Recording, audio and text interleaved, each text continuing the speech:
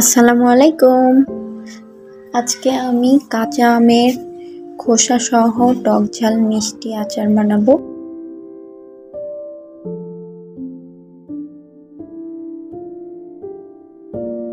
আমি এখানে 1 কেজির মতো কাঁচা আম নিয়েছি, যে কোনো কাঁচা আম নিলেই হবে। এরপর আমগুলোকে আমি ভালো মতো পরিষ্কার করে ধুয়ে খোসা সহই কেটে নিয়েছি এভাবে। এরপর আমি আমগুলোকে পানি আর লবণ দিয়ে সিদ্ধ করতে দিয়েছি। আমগুলো একটু সিদ্ধ করে নিলে, যেহেতু আমগুলো অনেক বেশি টকটা একটু কমে যাবে। আমগুলো আমি সিদ্ধ করে পানি ঝরিয়ে রেখে দিব। এরপর আমি কিছু পাঁচফোড়ন তেলে নিচ্ছি, এগুলোকে আমি গুঁড়া করে নেব। এগুলা আমি আমের এই আচারে দিব। এই পাঁচফোড়নগুলো গুঁড়া করার জন্য আমি পাঁচফোড়নগুলো ব্লেন্ডারে নিয়ে নিচ্ছি। এরপর আমি কিছু জিরা আর গোলমরিচ একসাথে টেলে নিব। এই জিরা আর গোলমরিচগুলাও আমি গুঁড়া করে নিব। এর গুঁড়াটাও আমি এই আচারে ব্যবহার করব। কিছুক্ষণ টালার পরে এগুলোকে আমি ঢেলে নিয়েছি গুঁড়ো করার জন্য। এরপর একটা শুকনো পাতিল নিয়ে নিয়েছি আমি। পাতিলের মধ্যে আমি 1/2 কেজি সরিষার তেল দিয়ে নিয়েছি। এরপর দিয়েছি গোটা গরম মশলা, দিয়েছি 2 স্পুন রসুন বাটা, দিয়েছি 1 স্পুন আদা বাটা। এরপর মশলাগুলো আমি একটু ভেজে নিব।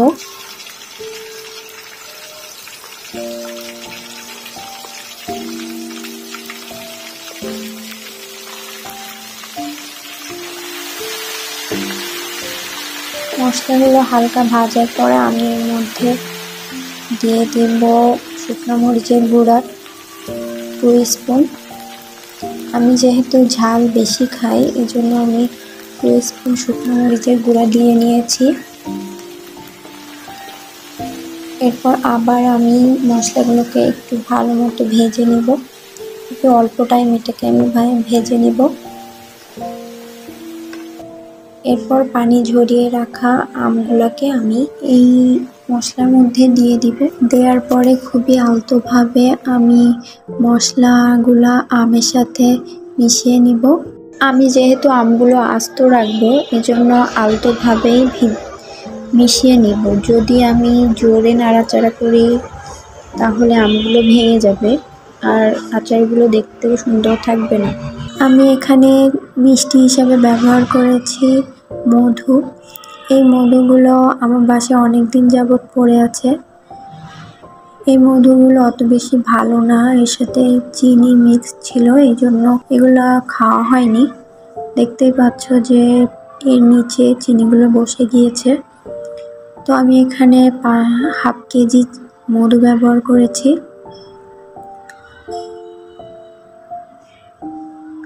মধুগুলো দেওয়ার পরেও আমি খুবই আলতোভাবে আমগুলোকে নাড়াচাড়া দিয়ে নেব। এই আমের আচারটাই কিন্তু আমগুলো একেবারেই আস্ত থাকবে। বেশি নাড়াচাড়া দিলে কিন্তু আমগুলো ঘুটে যাবে। আর একটা জিনিস অবশ্যই খেয়াল রাখতে হবে, যেন আমের নিচে না লেগে যায়, তাহলে কিন্তু আমের আচারের স্বাদটা নষ্ট হয়ে যাবে। এরপর আমি সামান্য পরিমাণ লবণ দিয়ে নিব। যেহেতু আমি লবণ দিয়ে আমটা সিদ্ধ করে নিয়েছি, এই জন্য আমি খুবই সামান্য পরিমাণে লবণ দিয়ে নিব। এরপর আমি ঢেকে দিব। ঢেকে দিলে কি হবে, মশলাগুলো আমের মধ্যে ভালো মতো যাবে। আর এ সময় কিন্তু আমি চুলার আঁচটা হাই টু লোতে রাখবো।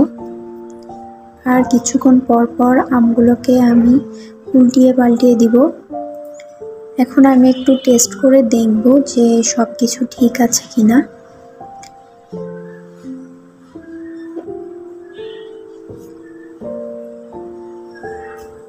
তো আমার মনে হচ্ছে যে একটু মিষ্টি কম হয়েছে। এর মধ্যে আমি একটু সিরকা দিয়ে নিব। আমি এখানে 2 স্পুন সিরকা দিয়ে নিয়েছি। সিরকা দিলে আমের আচারটাও অনেকদিন যাবত ভালো থাকবে।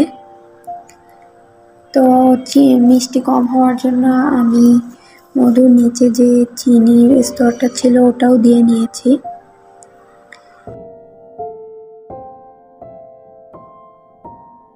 চিনি দেওয়ার পরে কিন্তু একটু পানি বের হবে। তো আমি পানিটা আর কি কমিয়ে নেওয়ার জন্য আর একটু জাল করব।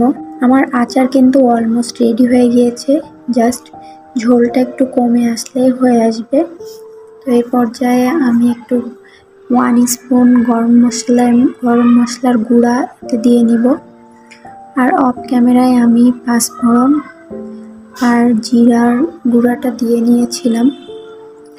তো আমার আচার বানানো অলমোস্ট ডান।